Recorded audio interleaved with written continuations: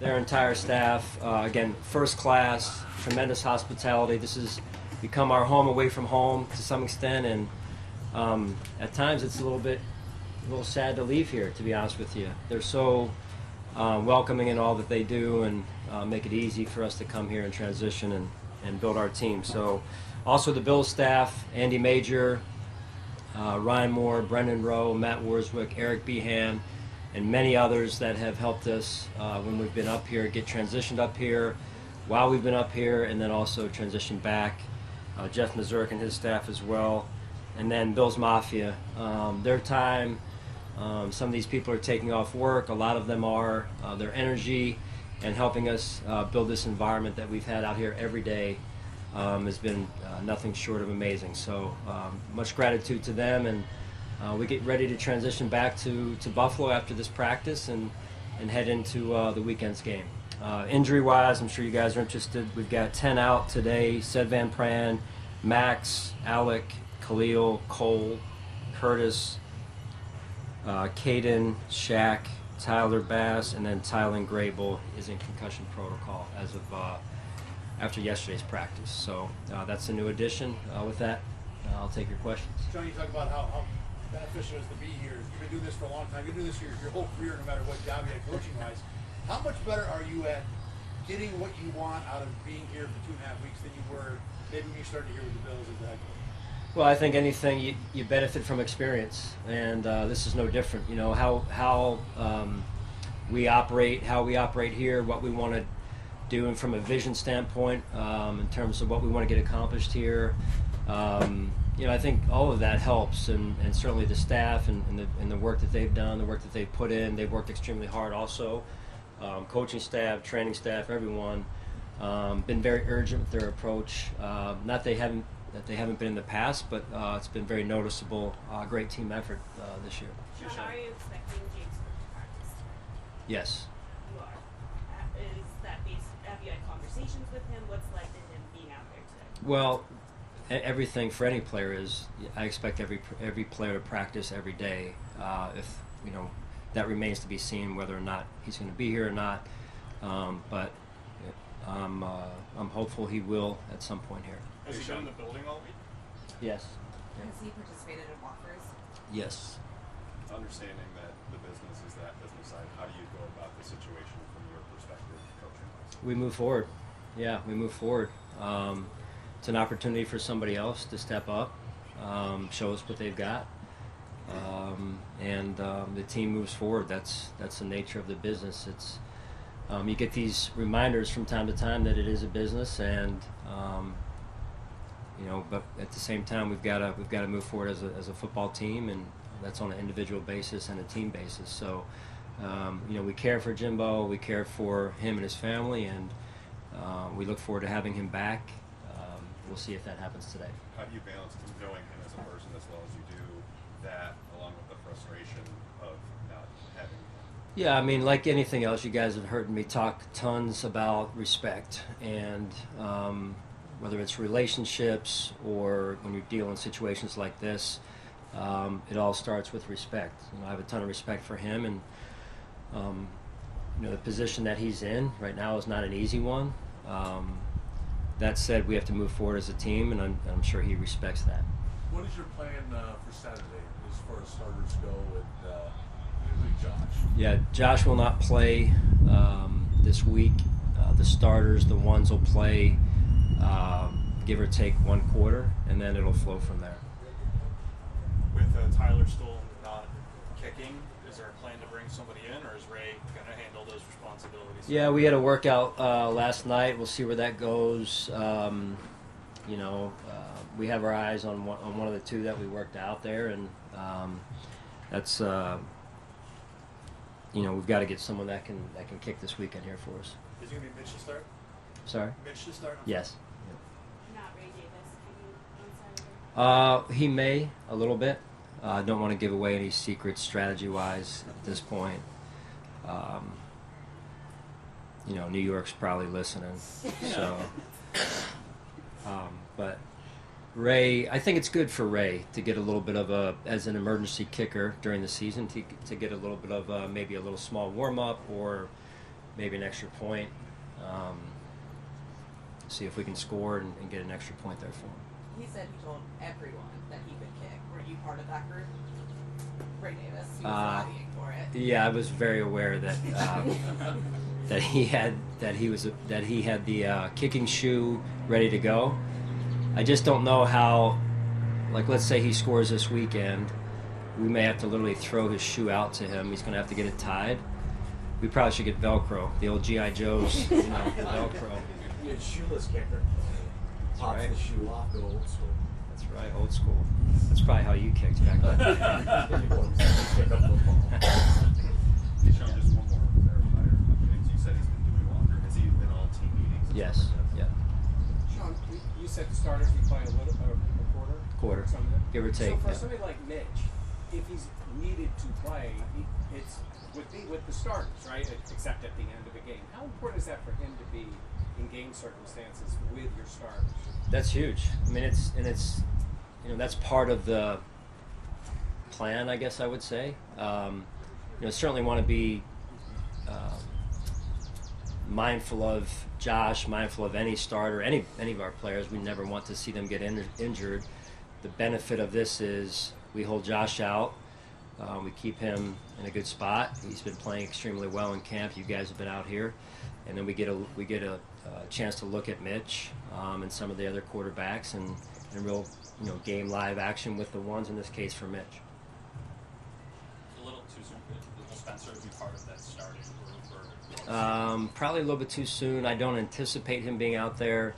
We'll have a number of guys that are on our injury list that do some warm-up and then they're in pads, but they don't play. So One of the names you mentioned is still sidelined today is Cole. And Yeah. obviously last summer, a lot of the same with Yep. him not being available.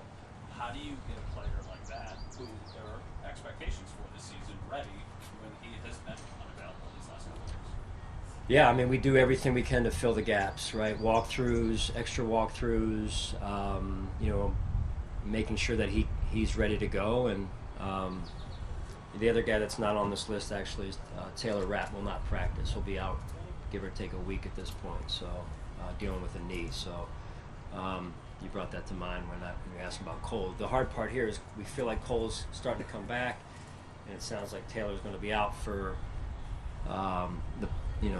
I think roughly a week, give or take, and so that, as you've heard me say before, like Micah and Jordan, they're glue. They're, hey, I saw it this way. Yeah, I saw it that way as well. Kind of that invisible language, I guess, right? And that connectivity is not there yet, and we're losing time here with those two in particular. That said, DeMar has been playing extremely well, so we'll see where that goes. Hey, Is Sean, that the same knee for Taylor that he was talking with a week ago? Yes. hey, Sean, what's the timetable prognosis for Curtis Samuel to get back on the field?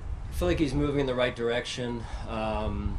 He ran a little bit yesterday, so we just, it sounds like he's feeling most comfortable moving straight ahead. The cutting piece and whatnot is still a work in progress, so I don't know for sure. I don't have a date in mind, but hopeful because he is making some progress here. Understood. This is the second straight summer that he's dealt with something that has Yeah. kind of knocked him out of camp. So how do you move forward, assuming he's going to be a part of the rotation there for you, how do you move forward with him trying to get him? Yeah, like I said before, you close the gap every way that you can with walkthroughs, extra mental tests and whatnot. The fact remains, though, it's an opportunity for somebody else. With all these guys that are injured on this list, or other guys that are limited, it's we don't want to see that. We don't want that for them. They have to do everything they can to get back in an urgent manner, and yet it presents an opportunity for somebody else to show us what they've got and step up. Understanding it's fluid. Does Khalil's injury feel like something that should have him back for the regular season? Like, do you think that he will be available when you guys are ready? Yeah, that's what I'm being told. He's dealt with this before. It just takes some time to get back. The thing that makes me a little bit at ease with that situation is his rapport with Josh, and Khalil is such a professional that I don't worry at all about his hunger to return or his ability to find ways to get himself back and up to speed as quickly as possible. Sean, you've switched things up over preseasons regarding Josh. Do you anticipate you'll see any action this preseason? I don't know. I'm going to take it on a day-by-day, week-to-week basis, John. We'll see where it goes. I'm in constant communication with Josh, and part of it too is how he feels, right? But I also have to make sure I protect him the best that I can. So it's he always wants to be out there. Believe me, he does. He's highly competitive, as you guys know, and he wants to be out there with his teammates. So I know this is not easy for him in that regard, but it's the right thing to do. Sean, with James, kind of already spoke about it a little bit, but Brandon mentioned that this is the first time in 9 years that you guys as an organization have dealt with something like this. From a head coaching perspective, how have you approached James and the team as you're dealing with? Yeah, as far as my relationship with James, we've had good communication, which I appreciate.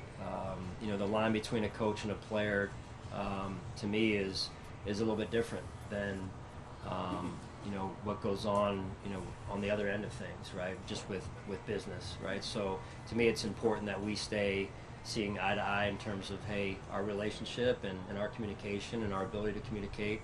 And James has done a good job with that to this point, and I think that's important as we continue to move forward here. Sean, you were talking about one player's injury, and then you kind of stumbled upon, somebody else's hurt too. It's pretty telling.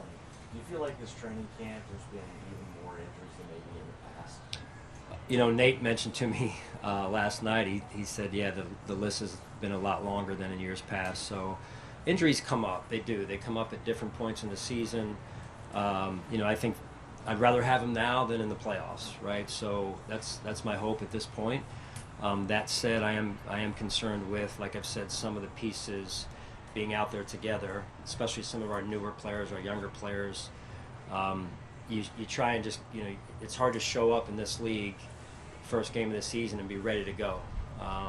That's why this, things like training camp, things like going away, things like practicing against other teams, preseason games, it's all important.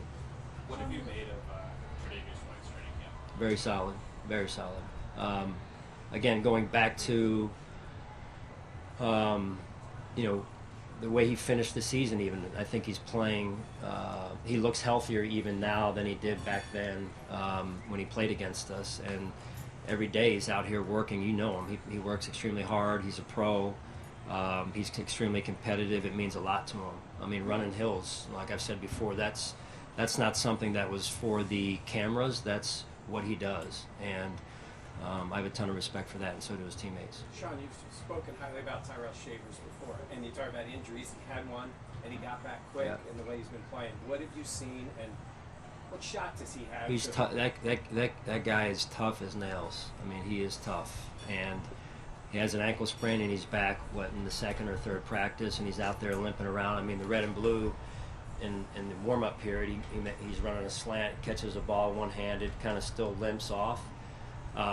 But he is tough as nails, and he's a true Buffalo Bill in that regard. And he continues to make progress, continues to make plays. The trust factor with him is just goes up and up every year. Sean, no decision to move on from Yeah, tough. I mean, that's here's a young man that is a really good person, really good player, and availability though is key. And unfortunately, our numbers are down at linebacker overall right now. And so when we have another injury, sometimes it gets tough. Just from who's going to play in the preseason game, we've got to play special teams as well. So that's a little bit of a numbers issue, and we'll see how it moves forward as we go there. You mentioned multiple times you're going to be younger on defense, rely on some of those rookies in particular. How have you felt about their growth up to this point? Yeah, I've felt really good about it. I think the coaches are doing a really good job. We've got quite a few young players up front that are they've been fun to watch grow and develop, albeit a short sample to this point. We'll know more after Saturday's game, but looking forward to watching them and seeing how they grow and seeing how they take on the challenge. Coach Ed Oliver has had a pretty consistent camp. How have you seen him progress this offseason? Yeah, very consistent. Maddie. Honestly, like in my own mind, walking around campus, I have these thoughts, and it's about, my biggest one has been about Ed and his development. I mean, it gets me emotional. Ed Oliver came in here and was this, like, you know, wild horse rider. No pun intended. I mean, he loves horses, but on the field, he would drive the offensive line crazy, his own offensive line, our own offensive line, because he would just go 100 miles an hour in practice, and he would scare me because he would get near Josh at times, and I would have to warn him. I've kicked him out of practice, you know, and that has not happened one time this year, and I think it doesn't mean he's not as intense, not as competitive. He's actually playing better, and then he's just matured and grown and become more and more of a professional every season, including this training camp. And I mean, that again is one of the joys of coaching and teaching, I'm sure, for a lot of teachers out there. You watch these young people develop in more ways than one, and it's emotional. When you talk about players developing, whether it's someone new or returning, has anyone surprised you this camp and just the way they've grown? I think the whole team has grown. That's not a cop-out. You know, can coach answer for you, coach speak, but I really do. I think we've had a good camp. I didn't think we were where we needed to be at the red and blue a week ago, and these guys have focused in and made some huge progress this past week, these last 3-4 practices. So I very much appreciate that, their focus, the leadership, the intensity. Even yesterday, coming off a day off, those are usually days that are hard to get them jump started, and they come out ready to play. Mitch starting the preseason game, is there anything you've liked about his camp specifically? Yeah, I mean, you know, the thing I love about Mitch is he's mobile. He's played varsity snaps. I have a lot of trust in Mitch, a lot of belief in him, and he's faced a ton of adversity already in his career and his journey, and he remains steadfast in his belief in himself, and he should. He's got good skill, and the players respect and trust him. Thanks. Good. Thank you guys. Appreciate it.